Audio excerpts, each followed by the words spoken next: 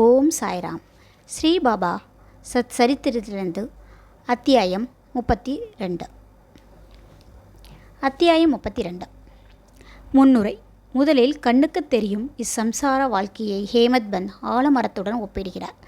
கீதையின் சொற்களின் வேர் மேலும் கிளைகள் கீழும் என்பதாக அதன் கிளைகள் மேலும் கீழும் பரவுகின்றன, குணங்களால் போஷிக்கப்படுகின்றன. அதன் துளிர்கள் புலன்களாகின்றன. அதன் வேர்கள் செயல்களாக மனிதர்களின் இவ்வுலகம் வரை நீண்டிருக்கின்றன. இவ்வுலகத்தில் அதன் ரூபமோ முடிவோ ஆரம்பமோ அல்லது அதன் கோடோ தெரியாது. வலிமையான வேர்களில் உள்ள இவ்வாழ மரத்தை பற்றியின்மை என்னும் கூறிய ஆயுதத்தால் வெட்டுவதன் மூலம் அதற்கு பாலுள்ள பாதையை ஒருவன் தேட வேண்டும். அதில் செல்பவன் திரும்பி வருதல் கிடையாது. இப்பாதையில் செல்வதற்கு நல்ல வழிகாட்டியின் குரு உதவி இன்றியமையாதது. ஒருவன் எவ்வளவுதான் கற்றறிந்தவனாயிருப்பினும் வேதாங்களின் எவ்வளவுதான் ஆழ்ந்த அறிவுடையவனாக இருப்பினும் தனது பயண முடிவை அவன் பத்திரமாக சென்றடைய முடியாது.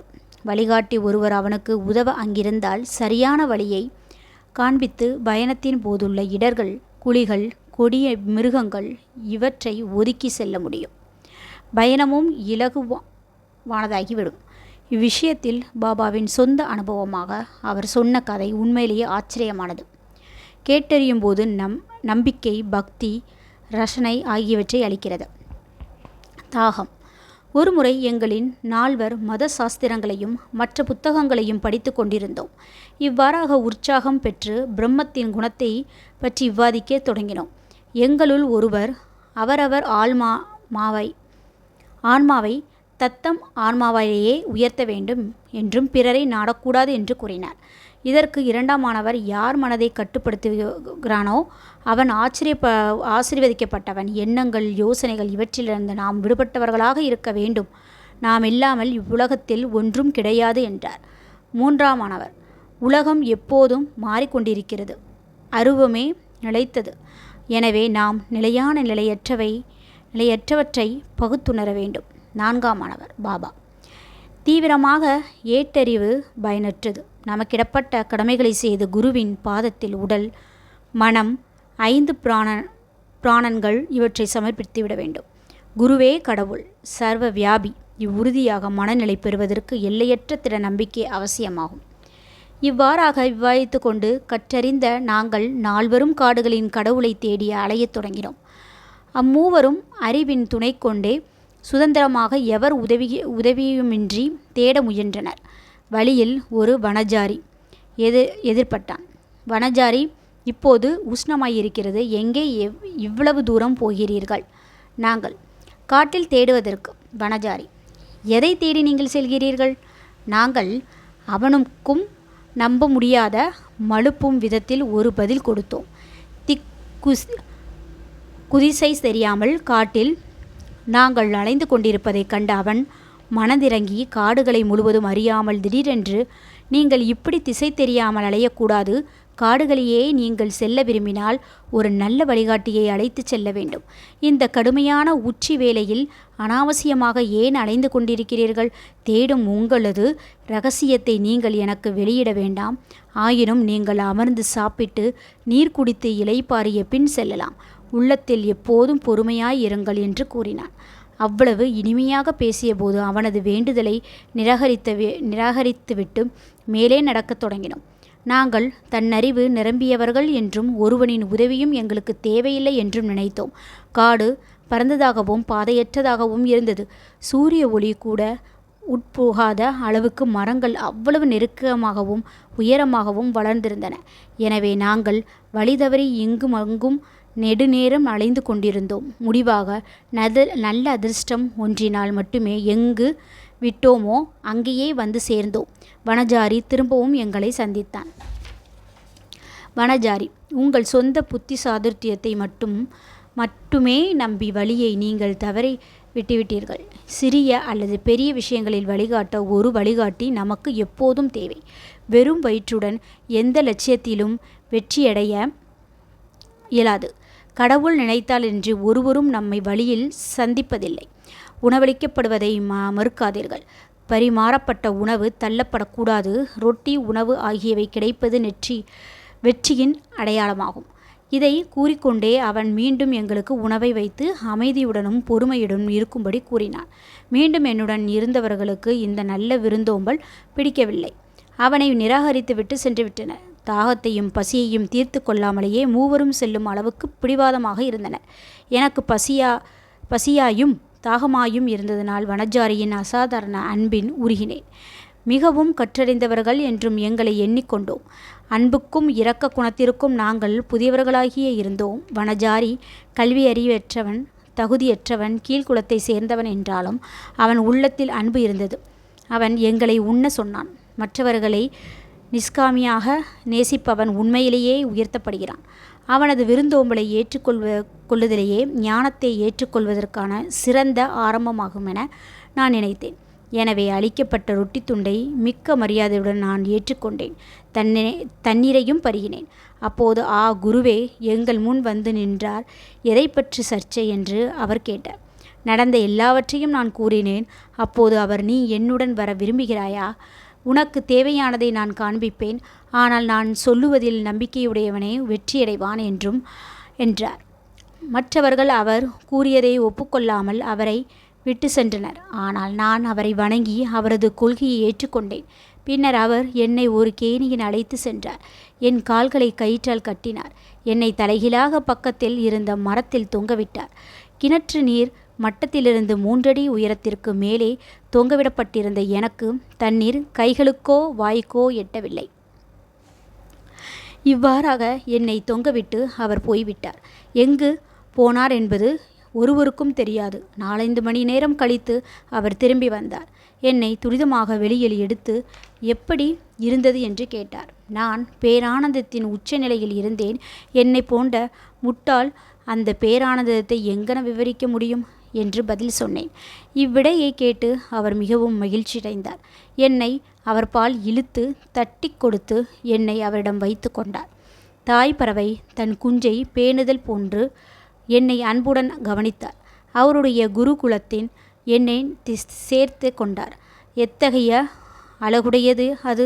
அங்கே என் பெற்றோர்களை மறந்தேன். பாசத்தை துறந்தேன். எளிதாக விடுவிக்கப்பட்டேன். அவரது கழுத்தை கட்டி அணைத்து எப்போதும் அவரையே உற்று நோக்கி கொண்டிருக்க வேண்டும் என்று நினைத்தேன். அவரது ரூபம் எனது கண்மணிகளின் பதிக்கப்படாவிட்டால் நான் குருடாயிருப்பதே நலம். குருகுலம் அத்தகையது. அதனுள் ஒரு முறை நுழைந்த யாரும் வெறுங்கையுடன் திரும்ப இயலாது. எனது வீடு, சொத்து, தாய், தந்தை அனைத்தும் முழுக்க குருவே ஆனார். எனது உணர்வுகள் எல்லாம் தங்கள் இடத்தை விட்டுவிட்டு எனது கண்களிலேயே ஒருமை அடைந்தன. எனது பார்வை அவரை மையமாக கொண்டிருந்தது. எனது தியானத்தின் ஒரே லட்சியமாக அவர் இருந்தார். அவரை தவிர பிறரை பற்றி நான் உணரவில்லை. இவரே எனது குரு. அவரை தியானம் செய்யும்போது எனது மனமும் புத்தியும் அசையாமல் நின்று விட்டன. இவ்வாறாக நான் அமைதியாக இருக்க வேண்டியதாயிற்று. அமைதியுடன் அவரை வணங்க வேண்டியதாயிற்று. நீங்கள் முழுவதும் வேறான காட்சிகளை காணும் மற்ற குருகுலங்கள் உள்ளன. ஞானத்தை பயில்வதற்காக சீடர்கள் அங்கு செல்கிறார்கள். பணம், காலம், உழைப்பு இவைகளை செலவழிக்கிறார்கள். ஆனால் முடிவாக அவர்கள் வருத்தப்பட நேரிடும். அங்கே உள்ள குரு தனது இரகசிய ஞானத்தை பற்றியும் தனது நேர்மையை பற்றியும் பெருமையடித்துக் கொள்கிறார்கள். தனது புனித தன்மையையும் தூய்மையையும் அவர் ஒரு காட்சி ஆக்கிக் கொள்கிறார். ஆனால் அவர் தன் உள்ளத்தில் பட்சமாய் இல்லை. தனது புகழை பற்றியே அவர் பலப்பட புகழ்ந்து பாடிக்கொள்கிறார். ஆனால் அவரது சொந்த மொழிகளே அடியவர்கள் உருவாக்குவதில்லை. அவர்களும் தெளிவடைவதில்லை. தன்னை அறியதலை பொறுத்தவரை அவரிடம் ஒன்றுமில்லை. சீடர்களுக்கு அத்தகைய பள்ளிகள் என்ன விதத்தில் பயன்படும்? அதனால் அவர்கள் என்ன நன்மை அடைகிறார்கள்? இதற்கு முன்னர் குறிப்பிட்ட குருவானவர் வேறுவிதமானவர். அவரது அருளால் எவ்வித முயற்சி படிப்புமின்றியே ஞானம் தானாகவே எனக்கு பளிச்சிட்டது. நான் எதையும் தேடவில்லை. ஆனால் எனக்கு எல்லாம் வெள்ளிடை மலையென விளங்குகிறது. குரு மட்டுமே தலைகீழ் தொங்குவிடுதல் எவ்வாறு மகிழ்ச்சியை கொடுக்கும் என்பதனை அறிவார். அந்த 4 பேர்களுள் ஒருவர் ஹர்மர்த்தா. அவனுக்கு எவ்வாறு சில சடங்கு முறைகளையும் செய்வது அல்லது செய்யாமல் இருப்பது என்று மட்டுமே தெரியும். 2ஆமானவன் ஞானி. தனது ஞான பெருமையில் ஊறியவன். மூன்றாவது ஆள் கடவுள் ஒருவரே ஆட்டுவிப்பவர் என்று நம்பி அவரிடம் தம்மை முழுமையாக சரணாக்கிவிட்ட பக்தன். மூவரும் விவாதித்து வாதம் பண்ணி கொண்டிருக்கையில் கடவுளை பற்றிய கேள்வி எழுந்தது. முறையான வழிகாட்டுதல் இல்லாத அறிவுடன் அவரை தேடிக்கொண்டு போனார்கள்.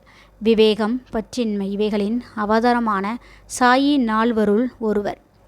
அவரே பிரம்ம அவதாரமாயிருந்தும் ஏன் அவர்களிடம் சேர்ந்து முட்டாள்தனமாக நடந்து கொள்கிறார் என்று சிலர் கேட்கலாம். மக்கள் நன்மையடைவதற்கும் அவர்கள் தம்மை பின்பற்றும்படி தாம் ஓர் எடுத்துக்காட்டாக இருக்கவுமே அவர் இதை செய்தார்.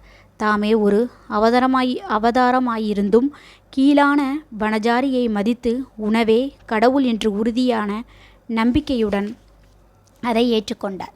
வனஜாரியின் விருந்தோம்பலை ஏற்காதவர்கள் எங்கனம் கஷ்டப்பட்டார்கள் என்றும் குருவின்றி ஞானம் அடைவது இயலாதென்பதையும் அவர் காண்பித்தார். ஸ்ருதி நமக்கு மாதா பிதா குருவின் வழிபாட்டையும் புனித கிரந்தங்களை கற்பதையும் கற்பிக்க வேண்டுதையும் வற்புறுத்தியது. இவைகளை தமது மனதை தூய்மைப்படுத்தும். இத்தூய்மை செய்யப்பட்டானொழிய தன்னை அறிதல் இயலாததாகும். உணர்ச்சியலோ மனதோ புத்தியோ ஆன்மாவை எட்டுவதில்லை. காணுதல் அறிந்து கொள்ளுதல் இவ்விஷயத்தில் நமக்கு உதவாது. குருவின் அருள் ஒன்றே எண்ணப்படுவதாகும். நமது வாழ்க்கையில் லட்சியங்களான தர்மம், அர்த்தம், காமம் ஆகியவை நமது முயற்சிகளாலே அடையப்படுகிறது. ஆனால் மோட்சம் குருவின் உதவியாலேயே அடையப்படுகிறது. சாயியின் தர்பாரில் பல மனிதர்கள் தோன்றி தங்கள் பாத்திரத்தை நடித்தார்கள்.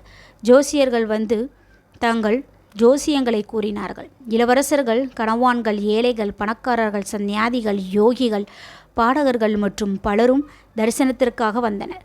மகார் கூட வந்து தனது ஜோஹாரை தெரிவித்துவிட்டு சாய்பாபாவை தனது மாயி பாபா என்கிறார். ஜால வித்தைக்காரன், ஹோந்தலிகள், குருடு, நொண்டி, நாத்பந்திகள், நாட்டியக்காரர்கள், விளையாட்டு வீரர்கள் இவ்வாறாக மற்றும் பலரும் வந்தனர். உரிய வரவேற்பு அளிக்கப்பட்டன. வனஜாரியம் தனது தருணத்தில் தனக்கு கொடுக்கப்பட்ட பாத்திரத்தை நடித்தான். நாம் இப்போது வேறொரு கதைகளுக்கு போவோம். உண்ணாவிரதமும் திருமதி கோகலேயும். பாபா ஒருபோதும் பட்டினி இருந்ததில்லை. மற்றவர்களை பட்டினி இருக்க அனுமதித்ததில்லை. விரதம் இருப்பவன் மனது அமைதியாய் இருப்பதே இல்லை. பின்னர் அவன் எங்கனம் பரமார்த்திகத்தை அடைய முடியும்? வெறும் வயிற்றுடன் கடவுள் அறியப்பட மாட்டார்கள். முதலில் ஆன்மா சாந்தப்பட வேண்டும். வயிற்றில் உணவின் ஈரம் இல்லையாயின் அவர் தம் புகழை என் நாவும் நாம் இசைக்க முடியும். கடவுளை எந்த கண்களுடன் பார்க்க முடியும்? அல்லது எந்த காதுகளால் தான் அவரை புகழை கேட்க முடியும்? சுருக்கமாக நமது எல்லா உறுப்புகளும் அவைகளுக்குரிய போஷிப்பை பெற்று நன்றாக இருக்கும்போது கடவுளை அடைவதற்குரிய பக்தி மற்றும் பல சாதனைகளையும் நாம் பெற முடியும். எனவே பசியோடு இருந்ததிலோ மிகவும் உண்பதோ ஆகாது. உடலுக்கும் மனதுக்கும் மிதமாக போக்கே உண்மையில் நல்லது. திருமதி கோகலே என்ற பெண்மணி பாபாவின் பக்தியான திருமதி காஷிபாய் கனிட்கர் என்பவர்களிடமிருந்து தாதா கேல்கருக்கு ஒரு அறிமுக கடிதம் வாங்கி வந்தார். அதற்கு முந்தின தினம் பாபா தாதா கேல்சரின் தமது குழந்தைகளை ஷிம்ஹாவின் போது பட்டினியாயிருப்பதை தாம் அனுமதிக்க முடியாது என்று கூறினார். அடுத்த நாள் அப்பெண்மணி தாதா கேல்சரின் சென்று பாபாவின் முன் அமர்ந்தபோது பாபா உடனே அவளை நோக்கி பட்டினி இருக்க தேவை என்ன என்று கேட்டார். தாதா பட்டின் வீட்டுக்கு போய் பூரண போலியை செய்து அவர் குழந்தைகளுக்கு கொடுத்தும் நீயும் உண்பாய் என்று கூறினார். பண்டிகை நாட்கள் இருந்தன. திருமதி கேல்கர் அப்போது வீட்டு விளக்கம் ஆகியிருந்தாள். தாதா பாட்டில் வீட்டில் சமையல் செய்ய ஒருவரும் இல்லை. எனவே பாபாவின் அறிவுரை காலத்தினாய் செய்ததாயிற்று. திருமதி கோகலே தாதா பாட்டின் வீட்டிற்கு செல்ல வேண்டியதாயிற்று. சொல்லியபடி அப்பண்டத்தை செய்ய வேண்டியதாயிற்று. அன்றைக்கு அவள் சமைத்து மற்றவர்களுக்கு போட்டு தானும் உண்டார். என்ன அருமையான கதை! எத்தகைய ஆழமான படிப்பினை! பாபாவின் எஜமானர் பாபா தமது பால்ய பருவத்தின் கதை ஒன்றை பின்வருமாறு சொன்னார். நான் சிறு பையனாக இருந்தபோது உணவுக்காக வேலை தேடிக்கொண்டிருந்தேன். பிட்காவனுக்கு சென்றேன். அங்கு எனக்கு ஒரு எம்ப்ராய்டரி வேலை கிடைத்தது. ஒரு துன்பத்தையும் பாராது கடுமையாக உழைத்தேன். முதலாளி என் மீது மிகுந்த மகிழ்ச்சி அடைந்தார். எனக்கு முன் மற்ற 3 பையன்களும் வேலை செய்தனர். முதல்வன் ரூபாய் 50, இரண்டாம் உள்ளவன் ரூபாய் 100, மூன்றாம் உள்ளவன் ரூபாய் 150 பெற்றனர். இவர்களின் மொத்த தொகையையும் 2 மடங்கு நான் பெற்றேன். அதாவது ரூபாய் 600 பெற்றேன். எனது புத்திசாதுரியத்தை கண்ட முதலாளி என்னை நேசித்தார், துதித்தார். முழு ஆடை தலைக்கு, டர்பன் உடம்புக்கு, ஷேலா முதலியவற்றை தந்து என்னை கௌரவித்தார். இவற்றை உபயோகிக்காமல் நான் பத்திரமாக வைத்திருந்தேன். எந்த ஒரு மனிதன் அழிப்பதும் நெடுநாள் இருப்பதில்லை. அது முழுமையுடையதும் அல்ல. ஆனால் எனது எஜமானர் அழிப்பதோ கால முடிவு பரியந்தம் நிலைத்திருக்கிறது. அவரின் வெகுமதியை வேறெந்த வெகுமதியுடன் ஒப்பிட முடியாது. எனது எஜமானரோ எடுத்துக்கொள் என்கிறார். ஆனால் எல்லோரும் என்னிடம் வந்து கொடு என்கிறார்கள். நான் கூறுவதன் பொருளை ஒருவரும் கவனத்துடன் பார்ப்பதில்லை. எனது எஜமானரின் கஜானா நிரம்பி வழிகிறது. நான் கூறுவதாவது, வண்டி பராகங்களின் செல்வத்தை எடுத்து செல்லுங்கள். சத்தியவதியான தாயாரின் ஆசிர்வதிக்கப்பட்ட மகன் செல்வத்தால் தன்னை நிரப்பிக் கொள்ளட்டும். எனது பக்கிரியின் திறமை எனது பகவானின் லீலை. எனது எஜமானனின் இயற்கையான செயல் வன்மை மிகவும் நூதனமானவை. என்னை பற்றி என்ன உடம்பு என் மண்ணுடன் கலந்துவிடும். இந்நேரம் இனிமேல் மீண்டும் வராது. நான் எங்கோ செல்கிறேன், எங்கோ அமர்கிறேன். மாயை என்னை கடுமையாக தொல்லைப்படுகிறது. இருப்பினும் எனது மாந்தர்களாக எப்போதும் நான் ஆசை பூண்டு கவலைப்படுகிறேன். எதையாவது செய்யும் ஒருவன் அதன் பலத்தை அறுவடை செய்கிறான். எனது இம்மொழிகளை கேட்பவன் விலை மதிப்பற்ற சந்தோஷத்தை பெறுகிறான். ஸ்ரீ சாயை பணிய அனைவருக்கும் சாந்தி நிலைக்கட்டும். ஓம் சாய்ராம். அல்லா மாலிக். ஜெய் சாய்ராம்.